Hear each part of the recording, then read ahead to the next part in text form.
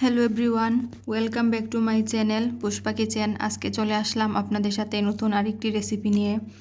আর আজকে আমি শেয়ার করব গাজরের হালুয়া। গাজরের হালুয়াটা তৈরি করার জন্য এখানে আমি নিয়েছি হাফ কেজি গাজর। আর গাজরের উপরের খোসাটা আমি ছাড়িয়ে ভালো করে ধুয়ে পরিষ্কার করে নিয়েছি। এখানে আমি একটা গ্রেটার নিয়েছি, আর এই যে গাজরের উপরের অংশটাতে আমি ধরে নিচের অংশটা ছোট গ্রেটারের নিচের অংশটা দিয়ে আমি এভাবে কুচি করে সবগুলো গাজর কেটে নিব।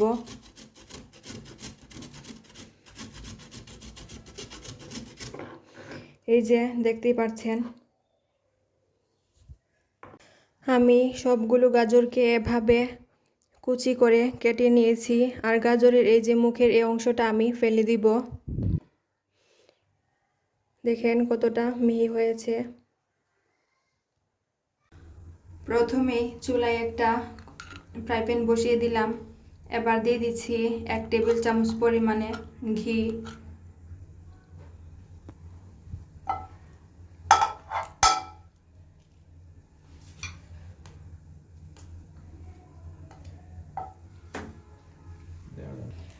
এবার দিয়ে দিচ্ছি 3টা এলাচ।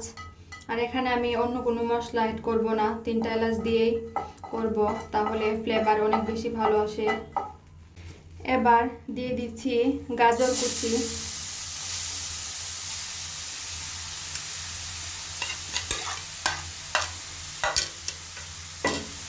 এবার আমি ভালো করে গাজরটাকে ভেজে নিব।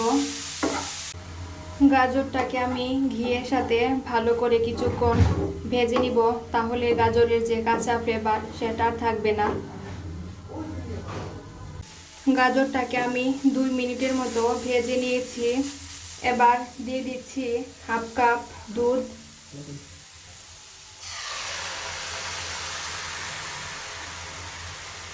ভালো করে মিশিয়ে নিচ্ছি।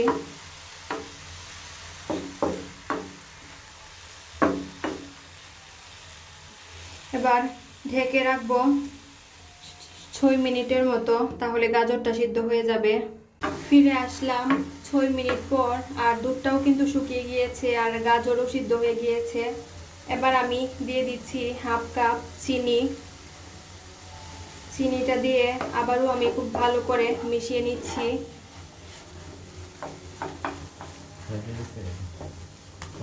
ফিরে আসলাম 1 মিনিট পর, আর দিয়ে দিচ্ছি হালকা একটু লবণ। আর এই লবণটা দেওয়ার কারণে গাজরের মিষ্টির ব্যালেন্সটাও ঠিক থাকে। এবার আরও কিছুক্ষণ ভালো করে আমি মিশিয়ে নিচ্ছি। ফিরে আসলাম 2 মিনিট পর, আর 2 মিনিট আমি ভালো করে উল্টে পাল্টিয়ে একটু পর পর গাজরটাকে নেড়ে মিশিয়ে দিয়েছি।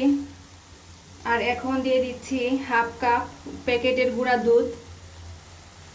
আর এই গুঁড়া দুধটা দিয়ে আবারও আমি ভালো করে মিশিয়ে নিচ্ছি।